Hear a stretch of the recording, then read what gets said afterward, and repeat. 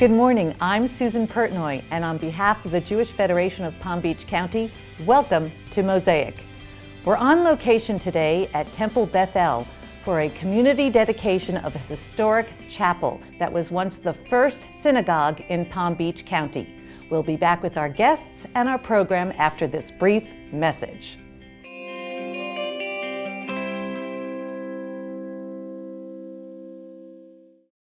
They say that caring for the elderly is a profession of the heart. As the director of home health care at Morse Life, I know that to be true. When I see an older person feeling safe and secure at home, I know I've done my job. To make a difference, to show compassion, dignity, and respect, it's not just our job, it's our mission. Morse Life Home Health Care. Morse Life Health System, honoring senior living.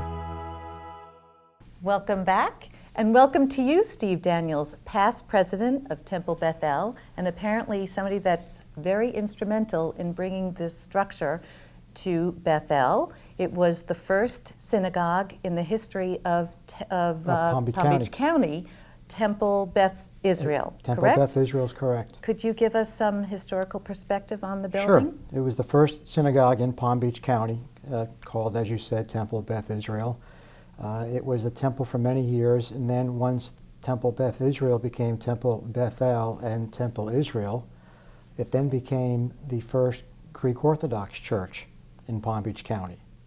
And it was a Greek Orthodox church for many years.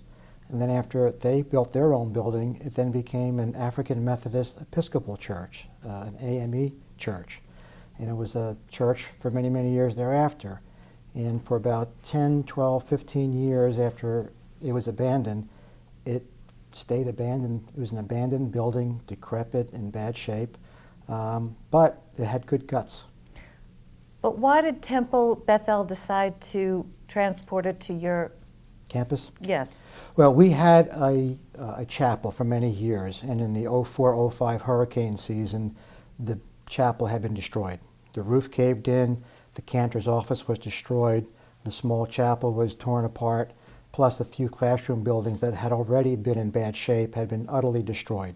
So we had no classrooms and we had no small facility to run smaller services or special events. We attempted to raise some money and build a new chapel in the late 2000s, but that didn't go well for various reasons. And then my co-president at the time, Bonnie Patipa, received a phone call that this temple existed, or I should say this building existed. She brought over several people to see it. Bob Rappaport, who was a big supporter of the temple, Steve Yeckes, who's on our board and is an architect, brought me over. And we thought, not only historically, but also physically, it could be a very interesting project. So your part in the project is what? Bonnie Patipa and I, we were co-presidents of the synagogue at the time, and so she and I decided to co-chair the entire event. Actually, it was a process more than an event. Sure. So we created a committee, and we had several board members and a few non-board members on the committee. We created a budget. We had to negotiate with WCI, which owned the land that the building sat on, to move the building. We hired Steve as the architect. We hired his son's company as the contractor. We had to raise the money, which was what Bonnie Patipa did a wonderful job in raising all the funds, because one of the parameters we had set for ourselves was that we would not move the building to the campus until we had raised sufficient funds to finish the job. And we know how that ended. And we know how that ended very well. Yes, this is really quite exciting. Congratulations on your efforts. It is. I mean, some of the interesting parts of the project where WCI was in bankruptcy, had just come out of bankruptcy. And the building, because it was an historic building, couldn't just be moved any place. And WCI could not destroy the building because it was an historic building. So they had this white elephant on their property that prevented them from marketing their entire portfolio of land about 10 blocks south of here. Did they donate the actual building to you? Well, that was a point of a lot of negotiation. To make a long story short, I negotiated with them that they would provide the cost of moving the building as well as certain other funds in lieu of negotiating price and having us move it. So they paid for all that. We had a number that we needed to come from them, Right. whether it was in services or in dollars. And so that's what took many, many months to negotiate back and forth. But they had to get rid of the property. They couldn't keep the building. They couldn't keep the building there and market the property. Wow. Well, it was a win-win for everyone, I must say. It was a win-win. It really was. Tell me, Steve, you've been obviously a past president of Temple Beth El. You were past president of the JCC. I think you were chair of the ADL. Yes. What motivates you to be so involved in the Jewish community? Well, strange as it seems, it's actually a nice distraction from practicing law. And as far as being involved in the Jewish community per se, it's where a lot of my friends are. My kids grew up here. They went to the day school here. The ADL holds a particular interest for me. The synagogue is where my children were bat mitzvahed. The JCC was a great way for me to get into the community after I'd worked in Boca for many years. So all three of them really had different reasons for me getting involved, but I've enjoyed it all. Well, it's really a blessing for us to have you here, and thank you for all that you do. My pleasure. Thank you. Welcome, Steve Yeckes. You're vice president of Temple Beth El, but apparently you're also the architect of the restoration of the new structure, and it bears your family name, the Yeckes Family Chapel. How wonderful is that for you? That actually is a very nice thing. I pray in that chapel every day. I've been going to Temple Beth El for 23 years, 7 days a week. And since the opening of the chapel, it's just been a very good feeling for me to be praying inside of a building that has the name of the family on it. I would imagine. How old is that structure? Structure was originally dedicated in 1924, and it was the oldest conservative synagogue in Palm Beach County. And what type of architecture was it? It's labeled as Byzantine Revival primarily because of the dome, the entry, and the window features. It's not a pure style, but that's the closest to it. And why did you feel that it was worthy of restoration?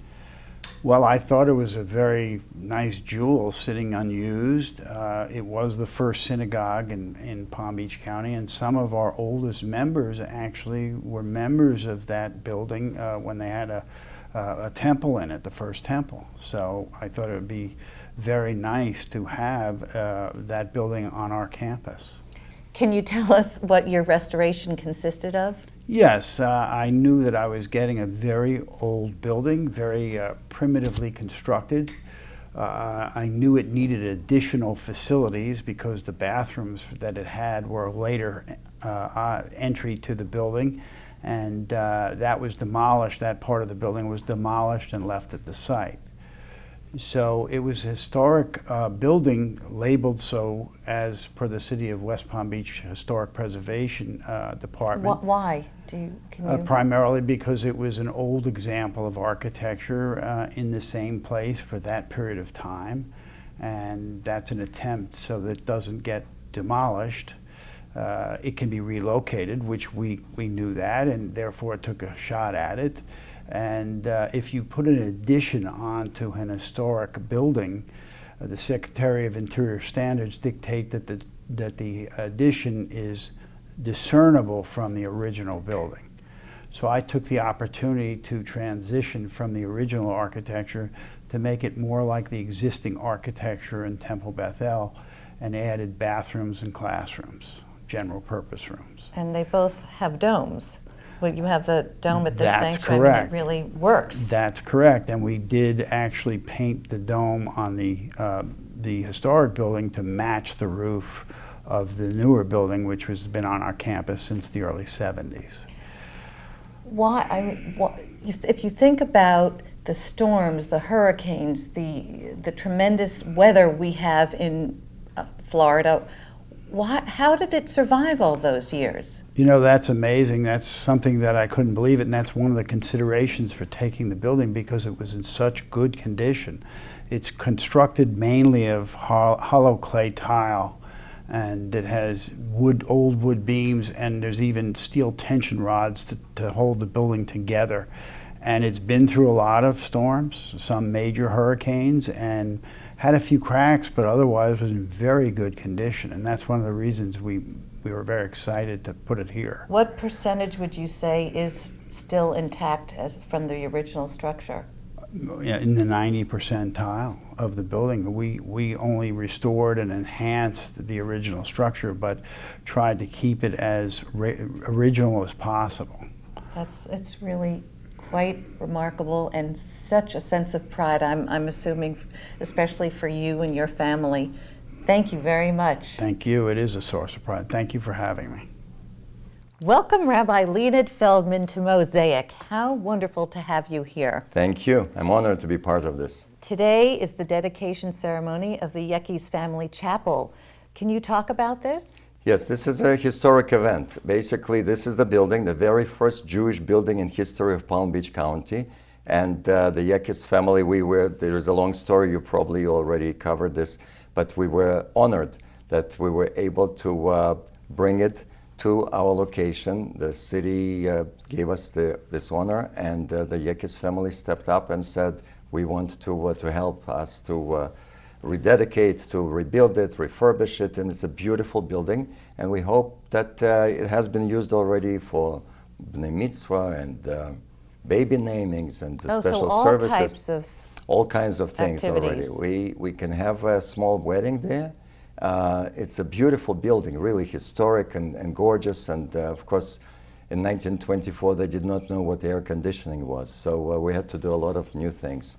But you kept the integrity of the building. Correct. Yes. It's a historic building, and so from outside it looks exactly the way it was back then. That's remarkable. And in the wall you can actually see the names of the 3 people who were in charge of the fundraising. To me, this is the most interesting part. It is. 3 names. These people went around and collected money to build that building. And we actually found a document that tells us that the entire budget of the synagogue in 1920s was, I think, $4,000. So that was the entire budget. So there is a lot of history going on. And today we're dedicating, the mayor will be here, some other dignitaries, people who were involved in this project and so on. That's really quite something. Talk about, you're also celebrating your 90th anniversary, isn't it, year of... So this is part of it. That chapel, that building was not a chapel. That was the Temple Bethel in 1924. So today, this year is 90th anniversary. And there is continuity. We have people here who already 4th generation was bar mitzvah 2 months ago. People have been members of this congregation for many years. I know that your family used to be members here for many years and so on. I grew up in this temple. You grew up right here Yeah. in this temple. So there is a lot of history, and here we are sitting in front of Jerusalem, the very historic picture. So I'm excited to be part of it. I'm one of many rabbis that have come and gone over the years, and we're here. The Jewish people are here. Now we have 250,000 Jews in Palm Beach County, 250,000 Jews, and we're talking about 80 Jewish families. They were the pioneers. They started all of this. It's really amazing how it's grown, and they started it when there was such anti-Semitism in Palm Beach. That makes it even more exciting, that they were such enthusiasts and they were taking a chance because Jews were not welcome here. And they said, no, we're going to have a building, we're going to have a synagogue here. Jewish life is going to blossom. Who could have ever predicted that this county will become one of the largest Jewish communities in the world? We have more Jews in this county than in Haifa, or in Netanya, or in Beersheba. I mean, this is amazing. We have 250,000 Jewish people living here. And it's a vibrant community. It is a very vibrant, as you know, you're part of this. Here we have a Jewish television program, Mosaic, and so on. And one thing that's extraordinarily special is that you're honoring some pillars of our community, members of your synagogue, Stanley and Marilyn Katz. Stanley and Marilyn Katz are considered one of the most generous philanthropists, and not only in this community, in New York and in international community. There are buildings all over Israel named after them. and they're very proud. I've been close to this family for 26 years, as you remember. Marilyn's mom was one of my dearest friends in my entire life, and so I think it's very symbolic. When I approached them and I said, we want you to be part of this celebration, they accepted it enthusiastically, and it's a privilege for us to be able to honor such generous and major leaders. Marilyn used to come to my class every week with her mom. She continues to come every Wednesday to my class, and always brings her children. Last week she brought her daughter-in-law, and so on and so forth. That's really wonderful. This is quite a special experience. Thank you for joining us. Thank you very much for covering it. The patients who come to us after illness or injury are often in pain and fearful of losing their independence. I make it my mission to treat them like family. I listen to their concerns. I help them heal and gain strength. My goal is for them to not need us. To know that I help them, there's no better feeling. Morse Life Short-Term Rehabilitation. Morse Life Health System, honoring senior living. Welcome to Mosaic, Stanley and Marilyn Katz. It's a thrill to have you here with us. Thank you. It's a thrill for us to be here with you. Well, that's so nice. You're being honored by Temple Beth El's 90th anniversary with the Jewish Community Pillars Award. That is really something special for your humanitarianism and philanthropy. You've done so much for this community and nationwide. What really motivates your passion for philanthropy? We are very fortunate to be in the position that we're in, and we're very anxious to pay back as much as we can. That's help. Exactly what I would have said. How did you grow up with within a charitable family? Well, growing up, we always had the little box in the kitchen for the pushka. A pushka, right? And we put a dime in or a quarter in before you took a test in school to help other people. And yes, both our parents, sets of parents, were charitable as much as they could at that time. And you have a particular interest in making sure seniors are cared for. Can you tell us why? Not every senior has the ability to take care of themselves, and we are anxious to help them stay self-sufficient to the longest bit of time that they can without having to go into a home. We're anxious to have the seniors live a more fulfilling life, and we've been very successful in having the seniors in this area, especially at the Morse and Traditions, both at the nursing home or the rehab center, or in the in Tradition, which is the independent and assisted living facility, where people are so happy they can't believe that they're living a life that they thought was ended years ago before they became part of our facility. Stan is also on the board of the Hebrew Home for the Aged in Riverdale in New York, which is a similar kind of a place. And that goes back a long time in my family, because my great-grandfather was in the Hebrew Home before it moved to Riverdale, it was in Manhattan. And my grandfather did the plumbing there to keep his father there. You recently made a substantial donation to the Albert Einstein College of Medicine. What motivated you to make that gift?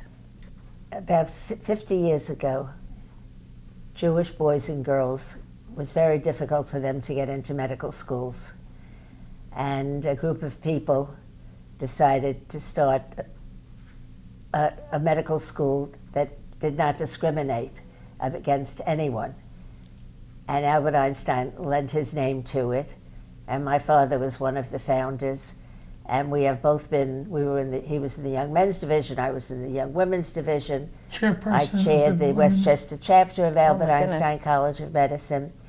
And because, I have the chills as I speak about it, because of Albert Einstein College of Medicine, Some of the best doctors and surgeons in this country are graduates from there, and we do not discriminate. We have all races, all religions, and we don't discriminate. But there is a place that Jewish boys and girls who are able to can go and get a medical education. Because Einstein came into being and opened its doors to everybody, all the other medical schools stopped the quotas that they used to have. Well, how do you pass this sense of charity down to your children? We've been very fortunate. We haven't done anything to get them involved, but our children have been following in our footsteps. In New York, both our sons who live there, New York or Connecticut, are involved with DeRote and delivering packages to the homebound Jewish people, and we've sponsored the Thanksgiving annual dinner, and they go and they help serve. Our children have become very involved, and our grandchildren. And in Florida, well, you mentioned Einstein. Our daughter wanted to do something at Einstein, so she created a huge, it's about 10-foot high sculpture with the insignia of Einstein, and it now is in the lobby of one of the buildings at the Einstein College of Medicine. So prideful. And she felt this, she lives in Florida, and this was some way she could be part of it too. But she and her daughter also deliver packages during the periods down here through Morse. You are just a family of role models, and you are the true essence of Tikkun Olam. Thank you. Thank you, and thank you for all that you do and continue to do. Thank you. We hope to. And thank you for what you're doing. Oh, our pleasure. I forgot to mention that our grandson in New York and his wife, Brian Doppelt and Karen, are now the chairpersons of the young persons area of DeRote. So they're stepping into similar things that we've been doing. Well, our Jewish community is blessed to have you with us. So thank you. Thank you. Welcome, Joyce Yeckes. What a special day, the Yeckes Family Chapel dedication by the community. Isn't that amazing? Yes, yes, I feel so honored by it all. What motivated you to fund this project? My husband.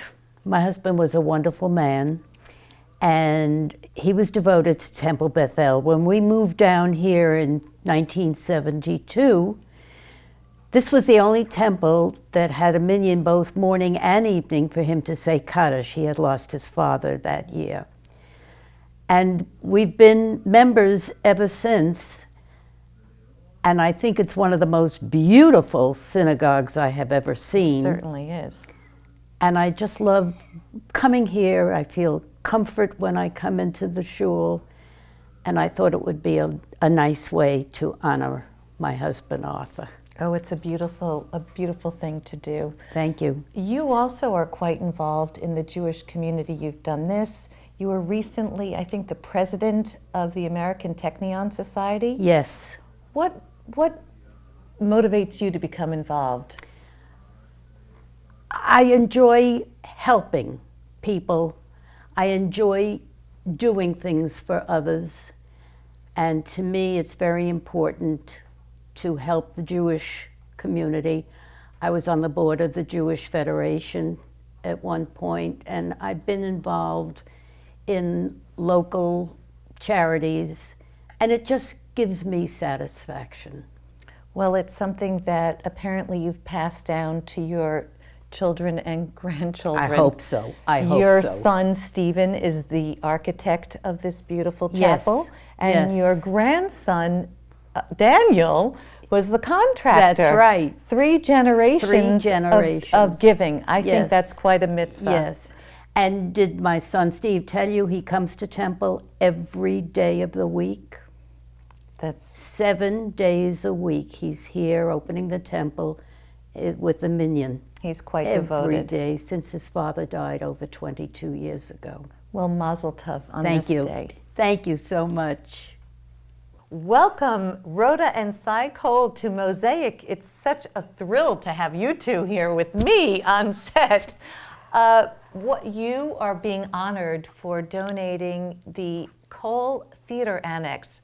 Can you tell us about it? Well, we donated the Cole Theater in Center Hall. So now in the new building, we call it the Annex, and we built another one. Oh. We have always tried to give back to the temple what it's given us all these years. It's been 70 years. I heard 70, you remember since 1946. 1946. Yes, ma'am. Wow. 70 years. And so we enjoy, I've always been involved with audio visual. So when we donated the sound system and the video system in Temple in Center Hall, we were approached and I grabbed it. I said I would be more than glad. And they were very moved that I accepted immediately. So now we're very proud and very honored. Well, it's a wonderful addition to the chapel, to the new chapel. Yes, the new chapel. I love it. I love it. Yes, and I heard you're singing at the dedication today. I am singing. Maybe that's why nobody showed up. But no, the entire community is here. I am singing, and I love to sing. And I'm singing Bless This House, which is very appropriate for what's happening today. Yes, you've seen so much change in this community. I mean, in this synagogue alone, 70 Including years. Yourself. That's true. Do you want to comment on what you've seen over the years? Well, let me tell you one of the reasons why we are involved in the theater, especially in the Annex, is because they're going to use it for a lot of youth programs. We want a reason for the youth to come to Temple.